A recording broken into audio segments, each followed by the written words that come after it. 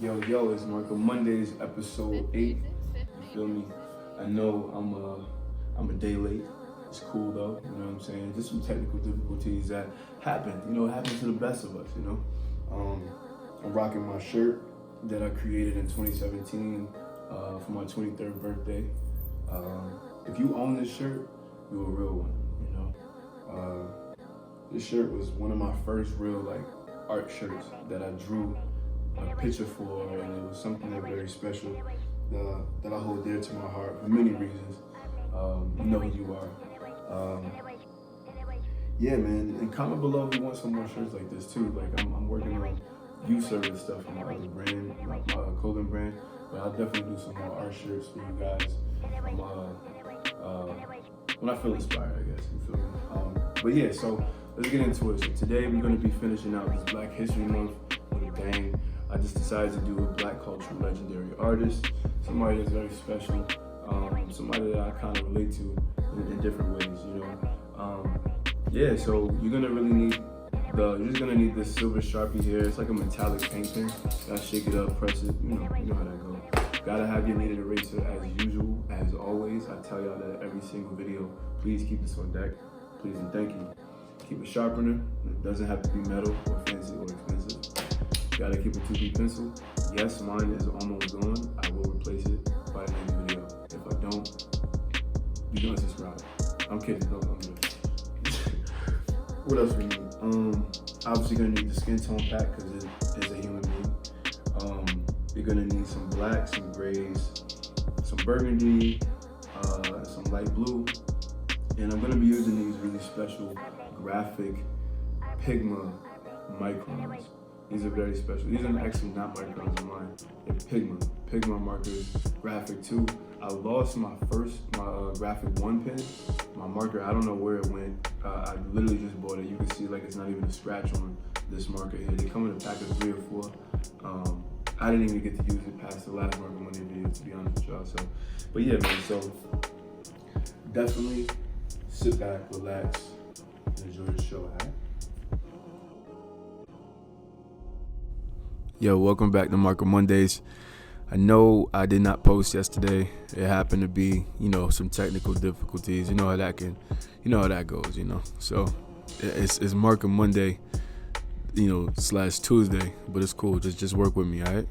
So we're gonna do a last character, last iconic, legendary Black figure from the month because Black History Month is coming to a close. I decided to use a different method. I don't even know what it's called. I just saw it somewhere. It's like, if you know how to draw a piece of paper, from different angles, falling, curving, whatever, it just helps you get the angle of the face properly. So I decided to use it for this drawing here. It looks weird. I know it looked real creepy, but this is exactly what I wanted to do. I just felt like it because, it starts to get kind of uniform. Why not just try different techniques from different historical artists or current, you know what I mean? But I think this is from a older artist. So you just draw the piece of paper, from the angle that you see your reference, if you're using one. And then you just kind of add in to where the eyes are, like those little circles. That just shows the placement of the eyes just to get the angle right. And as you can see, you see the curve of the chin and then also the forehead. It just helps you get that good, it helps you get the perfect angle of the face that you're using, So I just filled in the nose and the lips. I started filling in the eyes, as you can see up there. I kind of detailed it. To the best of my ability, of course. We're just doing a sketch and layer right now. No inking yet, of course. And I'm using my 2B pencil. Of course, you can see that I'm running out. I got a new one, but I don't know, something about it, that brand just wasn't it. This brand I'm using, and I suggest everyone use, is Stadler. It's perfect, literally perfect. It's smooth, it's soft, the lead is soft, and it just helps me, get good angles. And I love the way it starts to run down, and I get a good stroke with each line that I'm doing. You want to take your time, always take your time. Like I said in every video, when you guys are watching, take your time sketching, man. Don't rush. You have no reason to rush. This is your art. You're taking your time. This is your sketchbook that you're trying to fill up. Nobody's timing you. You feel me? So you want to make sure you guys get details perfectly as much as you can. Don't start out focusing on details. You want to just start with placement. So as you can see, I used a piece of paper, that paper method, and I made sure my head was at the perfect angle. And you see how I'm just filling in, and now it's just kind of easy. I don't know why this feels better than the other method that I usually use, the Loomis method. I don't know. I'm gonna try it more. We'll see. Starting next month, the first Market Monday of March, we'll see, which one I'll do. But I wanted to show you guys this because it's kind of dope. Like, it's tight. I ain't know, you can use this type of method and still get accurate results. I'm pretty sure some of you can kind of get a hint of who this is from, the nose. I don't know. You might not, but if you do, you know your art history, your artist history. I think when I get to the hair, you might know who it is. So I'm just filling in the hair now, 2B pencil, of course, and you see the strokes. After I do this section here, watch how everything goes from that point out. It's just smooth. You see, I'm getting really nice strokes, just kind of filling everything out. You gotta know who this is now by this point of the video. Yes, it is Michael Jean Basquiat, one of the legendary artists from New York City. Rest in peace to the GOAT. Well, I wouldn't call him a GOAT, but rest in peace to a great artist. I don't know, something told me just to do Basquiat. I didn't cover like a modern day artist. I did like, what did I do? I don't even remember what I did. Oh, I did a boxer, Muhammad Ali. I did Spike Lee. And I don't remember who else I did. I've been doing so many drawings, but in the comments, just let me know below. Yeah, man, I just felt like it was dope to do Basquiat. He's somebody who gave a lot to the culture. Basquiat was one of a kind. He had his own style that obviously I wouldn't draw myself. Like, I like to draw detail art, portraits or anything that has to do with the human nature. He's similar to what George Condo does. The guy who did Dark Twisted Fantasy cover is just kind of abstract, ostracized, polarizing art. But I think something I heard someone say, it's about volume. It's people they get notoriety and attention because they have so many paintings, they have sculptures. It's like about how many products and how many things you have available to the public or just for yourself, and you just putting it up and posting it. So now we're in 2020. I'm just focused on art projects, and I'm working on something very special. It's gonna be out very soon. I'm not gonna speak too much on it, but while I'm doing these Market Monday videos, I am working on something very special for you guys, for you all. So definitely keep your eyes peeled for that. It'll be out very soon. This step here is the inking layer. I lost it was a special marker, man. Like, it was the graphic. It says graphic in red on the side of the Micron marker, and it's number 1. I lost it. I don't know where it's at, but that is a marker that I would ideally be using right now, but I'm using the 2 graphic Micron marker. It has this weird chisel tip that I don't really like, but I had to make it happen. I had to work with what I had. Something about that one graphic marker, it just has the pointed tip, and it helps me really get detailed, and I also can press hard on the paper with pressure, and I can get really good lines, really good thick, thick, bold lines, to give it more contrast to the colors that I'm going to do. As I continue to fill in the lines, I'm just trying to be as detailed as possible, going over the lines exactly how I put them there in the first step with the sketching layer, of course. And this is why I tell you guys not to rush it and be messy. Be as neat and clean as you possibly can be, because when you do the second step, the step here, the inking layer, it's gonna really show. It's gonna expose you to yourself of how lazy you were, or how precise, or how detailed you were. So you want to be detailed on these drawings. It's a lot to learn still, even for me. I'm still getting better with this marker stuff, because I come from watercoloring. Early on when I first started, I started everything. I started all this art in like '97, man. Like 3 years old. I started really early, and I didn't really start with markers. I like the way that watercolor stretch. With water, crayons, clay, sculpting as a baby, painting, and then I jumped to like markers, but then like graphics is what really enticed me the most, because it was so unconventional. Like I never really had a computer. I couldn't afford one growing up.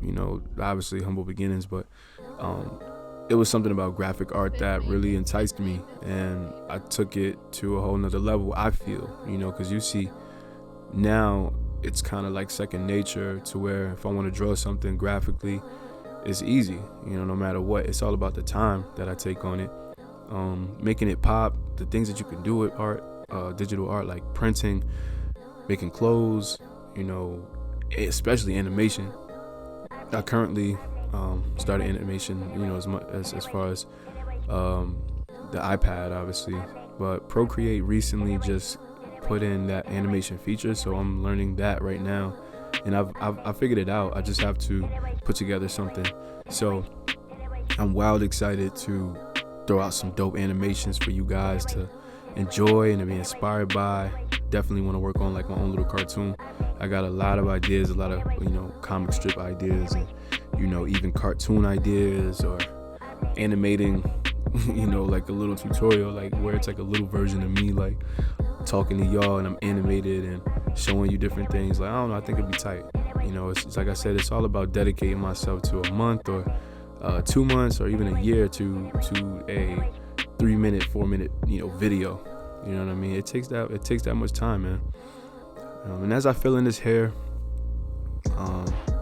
I tried to use the 100 Copic marker black, but it just had like more of a cool black feel to it.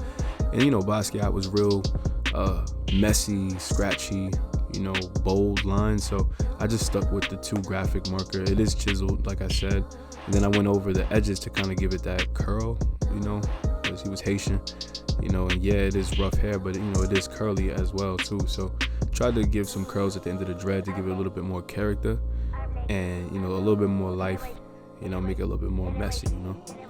Step 3, the erasing stage. You want to use a kneaded eraser, of course, and you want to get as much as you can off the paper, unless you're going for a scratchy, like rough street style, like how I'm doing this Basquiat picture here. Step 4, we're going to start with all the colors.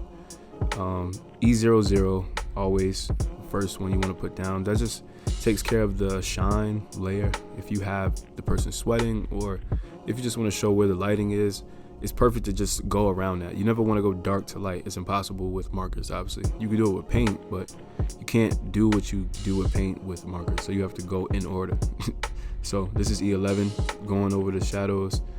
He has a lot of he had bad skin, he had a lot of blemishes. I tried to capture that in his forehead with that pimple up there. He always had like a really big knot up there, and the structure of his nose and his mouth and his eyes, and also his cheekbones. He was younger here, obviously. So I tried to go over and just try to show the structure of his face because of the angle. And then I went back in with the E11. I went back in with the E00 actually to kind of blend it a little bit. And then the E11 also back over just to kind of create a blend without using the blend marker that I do actually have. E13 I'm using right now just to darken it even more, adding more values. Use it in order that the skin tone pack comes. It goes E00, E11, E13, E15, E18, and it also comes with an R20, which is like a blush, which is like pink. You can use it for blush of the cheeks and also for the bottom lip, because the bottom lip is always lighter. Light pink, normally pink, Detailing it, adding more detail. E13, of course. You see, as I'm darkening it, I'm giving it more value, taking my time with it. And showing, his face structure. You want to show the protrusion of his forehead over his eyes, over his nose. He has a bigger nose. You want to show where the structure of, just his face, like what makes a person's face look like their face. You want to always capture that. That's how you differentiate your drawings. That's how you differentiate your art. You know what I mean? You want to use your eye, accordingly, and make sure that you capture every little detail you possibly can, just to make the art pop out the page, make it stand out, and make it accurate. And don't beat yourself up about that as well, because you're not going to always get it super accurate. But if you look at a reference, you look at the person's face, and you can see what makes them look like them. With Usher, it's his nose. With Basquiat, it's his nose. And this is like his lip, like the top lip, that dip that he has at the top of his lip, it goes kind of deep. So, and he has the laugh lines, and even like Andy Warhol, you want to get his eyes really small and his glasses really big, his hair really white. What about like Ice Cube? If you're drawing Ice Cube, you want to make sure you emphasize like his eyebrows, because he does that. That eyebrow raise. Even like The Rock. Like you want to start to pay attention. To your muses, to your references, or whatever you're using. Even if you're drawing from imagination, what is this person about? What is a viewer supposed to feel? When they look at this picture, that's what you want to focus on, and also just have fun, man. Like have fun messing up, have fun making mistakes, have fun redrawing your drawings, even though it's tedious and it's a headache, it's time consuming. Just have fun with this, you know what I mean? It's a process. I'm only 25, you know what I mean? And I've been out here doing art on social media for the last 10, 11 years, building my name up as an artist, as a modern artist, visual artist, and just a creative. And it's been a beautiful process, because you are only comparing yourself to your previous self. I'm comparing myself in 2020 right this moment to myself in 2015 or 2012 when I first started with digital art, drawing on my iPhone 4, you know what I'm saying, with my index finger, trying to learn how to master graphic art. And look at me now. You can see the growth, you can see the change, you can see how I developed my own style. You look at my work and you be like, okay, he did that, Spiff did that. I can tell. I don't know exactly what it is that makes people say that. And people always tell me, hey man, I knew you drew that, or I could tell you drew it, and I didn't even see your signature, I didn't see the halo. Like, I guess it's just an approach I have as an artist that I initiate myself with my art, and I take it serious. I'm very passionate about this. This is my life, this saved my life, and I take it serious, man. Like, it's not a joke for me. It puts me in a trance. I get to get away from reality. I get to get away from, occasional depression and frustration and anger and impatience, and, just not having to worry about a mental illness that I'm battling. You know what I mean? It's just, if I can't create, then I'm lost. You know what I'm saying? That's how I connect to a higher power. I connect to my creator by creating. You know what I mean? That's just how I feel. And nobody could take that away from me, because it's my hands, it's my heart, it's my art, it's my spirit, my body, my soul, and my expression. You know what I mean? That's why it's important for me, like, to be the Renaissance man that I am, because, I want to push the agenda of creativity to all ages, no matter who you are, what your race is, what your ethnicity, your demographic background, whatever, however you've been raised, whoever you are. Like, I want people to see that art is important and it's vital to our survival as a humanity, because it speaks about the current, if you do it right, you know what I'm saying? If you're not just trying to be cool and, draw because it's a wave, like, no, like, if you're going to create, realize that it is a responsibility, as harsh as that sounds, as forceful, scary that sound, it's a responsibility. I have a responsibility. I have a duty to speak the truth, write about the truth, make music about the truth, photo shoots about the truth, make clothes about the truth, make art about the truth. And it's the truth and also my truth, and you got to see art like that. See art as the truth and your truth. And sometimes your truth might be false, but you know, it's all about figuring out what the truth actually is, because we don't really know until we know. You know, it's a process, man. And this was a very fun piece to do. I got to kind of get loose, be messy. You know what I mean? Had to kind of give it that Basquiat style. The words that I wrote, I made up though. That wasn't like his sayings. I put like I just figured it was dope. Black History Month, you know. Yeah, so that's it, man.